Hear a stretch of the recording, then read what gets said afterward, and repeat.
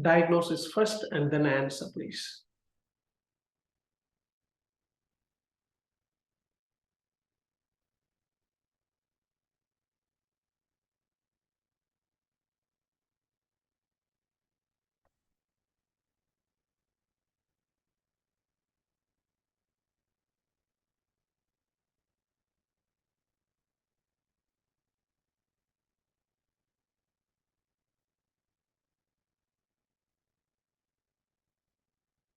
So this is epidural hematoma, isn't it? Why? You see lucid interval, the patient is losing and coming back. Okay, so that's as epidural, folks. Okay, you could see the patient lost and then come back and lose and coming back. That's the idea. And the bruises are also over left temple area. That's a perfect place to break middle meningeal artery, folks. Okay, now you could also see the left pupil is mildly dilated, because when you have that scalp hematoma, it can affect the cranial nerve number 3. I know we haven't talked about it, but I will talk about that. Where is epidural space? Bone and dura mater. Is that clear, folks? All right, good job. Now,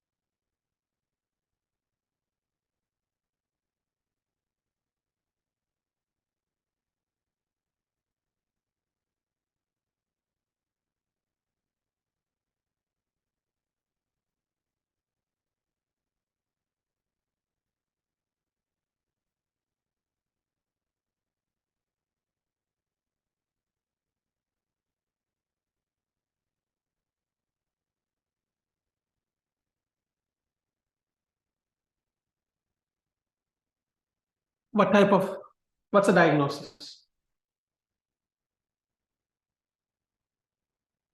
That's a subarachnoid hemorrhage. Did we get that? If you know it's a subarachnoid hemorrhage, what is so special? Blood goes in the sulcus. I taught you that. Okay, blood goes in the sulcus. Let's see. All right. Look at that, folks. The only way you could go to sulcus is if you have subarachnoid hemorrhage, nothing else. Is that clear, folks? That is very important for this, okay? Now, any question for me? All right. So the previous question ID is 505. This one, 15866. Let's go. This is a challenging question. Let's see.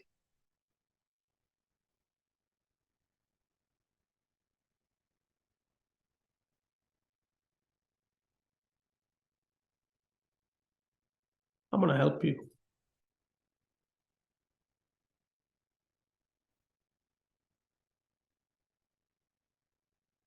I want to help you a little bit. No, I'm supposed to rule out. Hold on.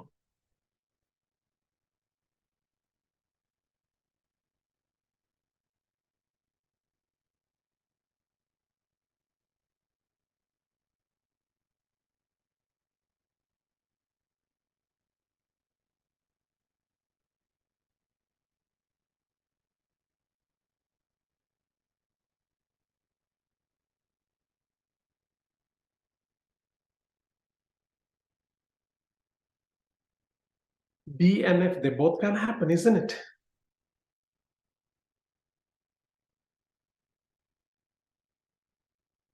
So you guys all believe it's F. Okay. So it says 4 days later after the subarachnoid, the sudden deterioration in her level of consciousness and new right-sided hemiparesis. That's a stroke. That means two things could have happened.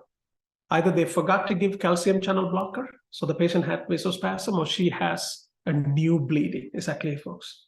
The only way I'm ruling out rebleeding Repeat CT doesn't show anything. So it doesn't pick up a new bleeding, folks. Okay. Because of that, it's vasospasm. Okay. Now it's a very tight call between D and F, folks. Is everybody clear? All right. And then also rebleeding usually happen within 24 hours, not 3-4 days later. Okay. But still, that's the answer. Is everybody clear? Good job, folks. Can you diagnose by just looking at this? And maybe I will let you look at the blood pressure. Send me the word.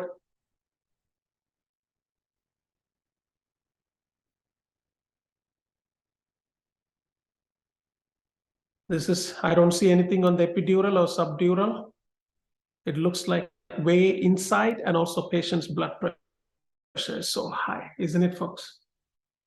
So that's a hypertensive hemorrhage or intraparenchymal hemorrhage or Charcot-Bouchard microaneurysms. Is that clear, folks? Or one of those three. Where do you want to go for? Don't get confused. Hypertensive encephalopathy is different. Hypertensive hemorrhage is different. People get excited. Okay. That's the answer, folks.